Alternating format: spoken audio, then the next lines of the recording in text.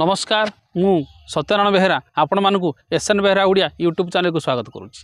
प्रिय दर्शक बंधु ये चैनल रे आपण मैंने पुराणर सिक्रेट तथ्य उपर जानवा पाइबे। तेणुक ये चैनल को जब आपने नुआ देखुं ताले सब्सक्राइब करी ऑल नोटिफिकेशन को ऑन करूँ, जहाँद्वारा मुझे वीडियो अपलोड करी तार सर्वप्रथम सूचना आपण पाखे पहुँची। प्रिय दर्शक बंधु चलतु आलोचना करवा दंडकाली रुद्रकाली दंडयात्रा ओषा कथा।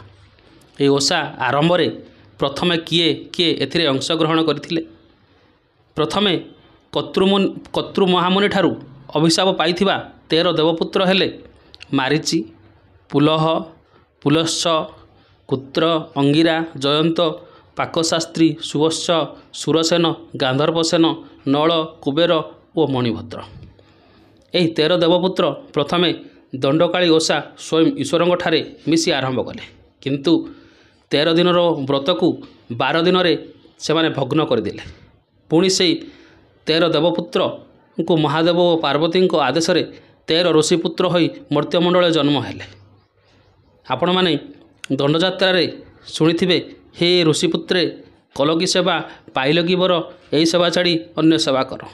से 13 ऋषिपुत्र हेले दुर्वासा, गौतम, शक्ति, भृंगु, आत्रसेक, आसमिक, रुद्र, दत्तात्रेय, भय, महावीर्य, गर्ग, नर।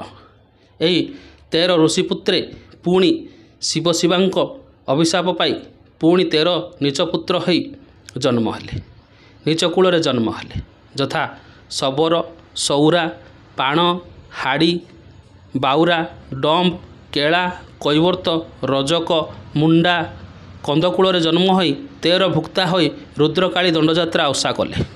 से भक्त मानकर नाम है चढ़या, चहटा, हेमा, जेमा, राजा, रणा, आनंद, मंगुलु, हनु, बाना, धनु, रघु, कालु।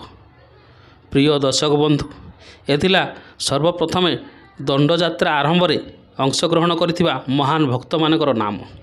यह कामन दंड पुस्तक वर्णना अच्छी, से किसी कहली, एथिरे जदि मोर त्रुटि रहिला तबे क्षमा करेंगे।